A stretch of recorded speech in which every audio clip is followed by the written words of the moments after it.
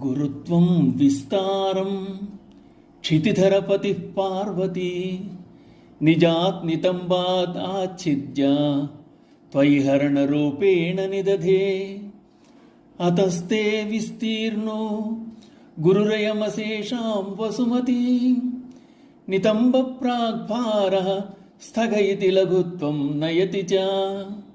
అమ్మా పార్వతి, నీ తండ్రి పర్వతములకు రాజైన హిమవంతుడు.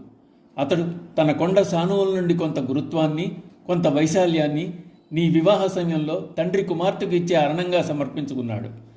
ఆ కారణంగానే నీ యొక్క నితంబం గొప్ప అతిశయంతో భూమండలానికి అప్పివేస్తోంది, తమ లాఘవాన్ని ప్రదర్శిస్తోంది.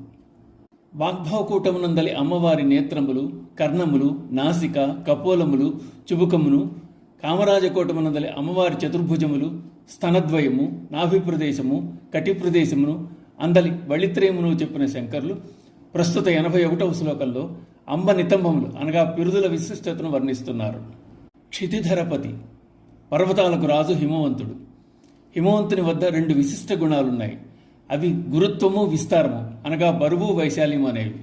హిమవంతుడు తన పర్వత చర్యల్లో కొంత భాగాన్ని వేరు చేసి తన కుమార్తె అయిన పార్వతీదేవికి హరణంగా, స్త్రీధనంగా ఇచ్చాడు.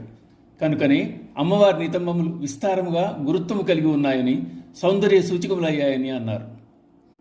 అమ్మవారు మహిషాసురుని వధించడానికి బయలుదేరింది. విశ్వరూపాన్ని దాల్చి అనంత విశ్వాన్ని ఆక్రమించింది. భూమి ఆకాశాలు వ్యాపించి విశ్వమంతా నిండిపోయింది. అలా అమ్మవారు విశ్వరూపం ధరించినప్పుడు పరమశివుడు తన ఆయుధంగా త్రిశూలాన్ని అమ్మకిచ్చాడు. అలాగే దేవతలందరూ తమ తమ శక్తులను అమ్మయందు ఉంచారు. హిమవంతుడు అమ్మవారికి సింహవాహనాన్ని, తన పర్వత సానువుల నుంచి విస్తీర్ణము, గురుత్వమును అందజేశాడని దుర్గా సప్తశతిలో చెప్పబడింది.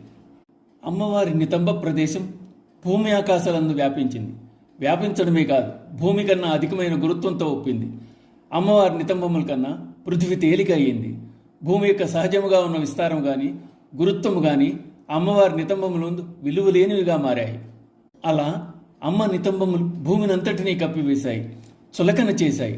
అమ్మవారి విశిష్టతను వర్ణించడంలో అశేష వసుమతి స్థగయితి అన్న పదాలు అమ్మవారి పూర్ణ స్వరూపాన్ని తెలియజేస్తున్నాయి. దేవీ మహాత్మ్యంలో మార్కండేయముని సమస్త దేవతాశక్తులు అమ్మవారిలో ప్రవేశించినప్పుడు వరుణదేవుని శక్తి అమ్మవారి జంగములుగా, ఊరువులుగా, భూమి అమ్మవారి నితంబ ప్రదేశంగా మారిందని చెప్పారు. పర్వతం అంటే చలించనిది, చలించకుండా ఉన్న తత్వమే పార్వతి. విశ్వంలో కదిలేవి, కదలని అన్నింటినీ కలిపి ఉంచేది అమ్మవారు. ఆమె రత్నఖచిత పీఠం మీద విరాజమానై ఉంది. శ్రీ మాత్రే నమః.